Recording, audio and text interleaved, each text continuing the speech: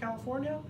That's interesting. Jalen Williams to me, has the best potential to be your next superstar forward.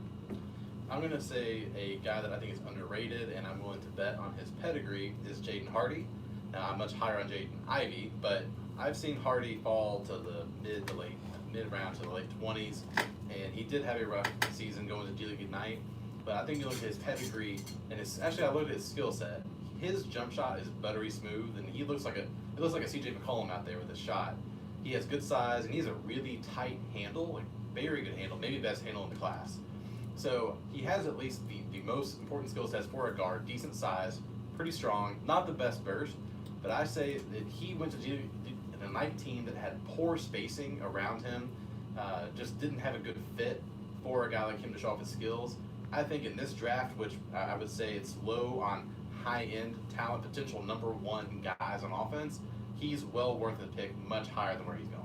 And Jaden Hardy was a top 5 high school recruit. Kentucky was after him. The entire nation was after him. And that's kind of the risk you take. You can be featured at a school and build the offense around you. In G League Ignite, they've got 4 other guys that they're trying to get drafted too. But Jaden Hardy is a good pick. Q, what do you have here? So you mentioned earlier before the show started, you said, Q, you have this way of looking at the broad picture, the big spectrum. You're great at it. So I'm going to go not with a particular player. I'm going to look at it as a whole. And I'm going to go with the potential of the top 5. If everything shakes out like it's supposed to be and these guys even hit the lowest of the ceilings that they have, this potential top 5 has a chance to be up there with the 96 draft class, the 84 draft class. So the potential of the 5 players that are going to go, because I think it's pretty much a lock of where, Jaden Ivey, Paulo, like all of these guys are pretty much going top 5s, just all of, deciding on where they're going to go. But I think this has the potential of being one of the better draft top 5 classes we've seen in a very long time.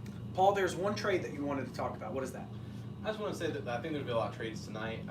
We've heard that Sacramento wants to make the playoffs, so I think they are likely going to trade down, whether that's with Indiana or with another team. I have someone, OKC is putting some picks out there trying to move up.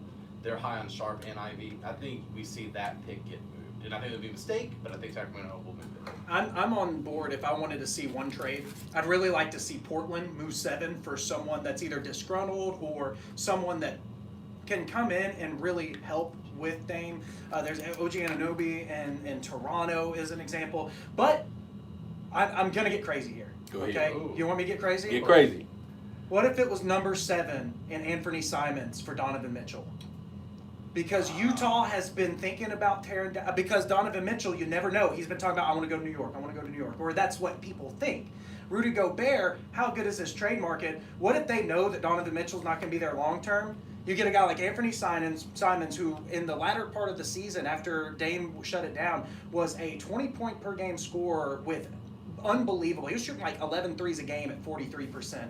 That guy can come over and do 85% to 95% of what Donovan Mitchell does. He's super bouncy. And then Utah gets 7, and they get to rebuild quickly. Maybe you keep Gobert, and you just run it with a different look. So I have a question for you guys really quick before we get out of here.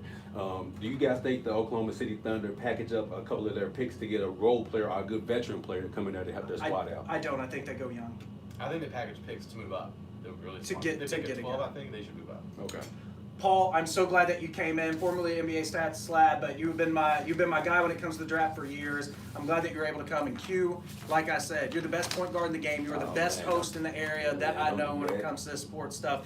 I really appreciate you coming on. Remind people again, Beyond the Game, you can find them on YouTube, TikTok, and the app, right? Man, you can find us everywhere. Like he said, you can find us on YouTube. Make sure you hit that subscribe button at KY Beyond the Game. You can also download the Beyond the Game app on your Android or iPhone. Type it in KY Beyond the Game, all one word, and download the app.